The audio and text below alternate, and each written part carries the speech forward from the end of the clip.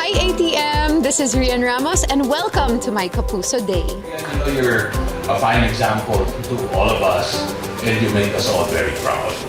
Thank you for being there always sa patuloy mong pagtitiwala at pagmamahal sa inyong mga kapuso.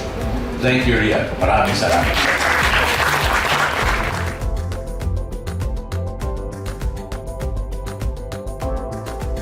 Three words, it's surreal, it's special, and it's emotional.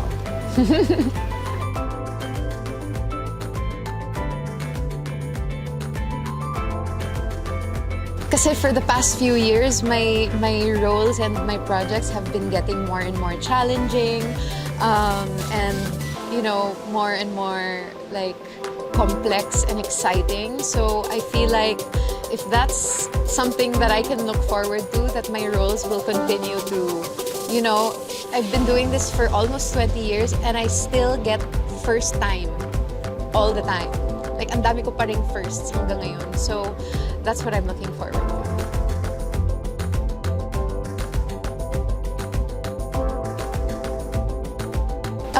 A dream role of mine is kind of something like Mr. and Mrs. Smith because I've always wanted to do more action. I've done, you know, drama, fantasy, comedy, but action is something na parang it's not really in my resume. So I want to do something like that na, diba, may romance and may comedy din.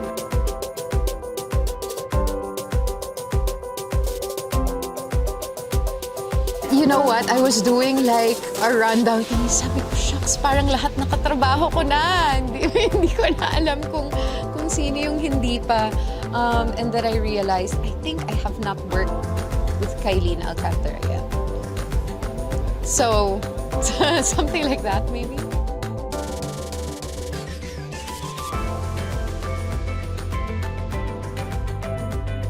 Give a message to my younger self.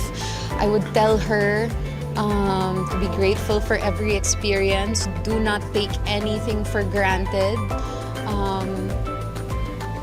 You know, the life that you're living is a dream for so many girls. So, you know, alagaan mo.